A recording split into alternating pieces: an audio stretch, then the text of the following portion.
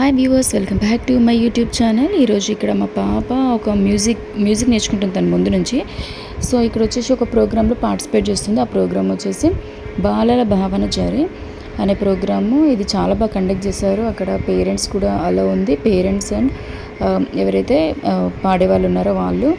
And ఇక్కడ వచ్చేసి మనకు చీఫ్ గెస్ట్గా అనంతలక్ష్మి గారు అండ్ రిటైర్డ్ జడ్జి, ఒక జడ్జి కూడా పార్టిసిపేట్ అయ్యారు.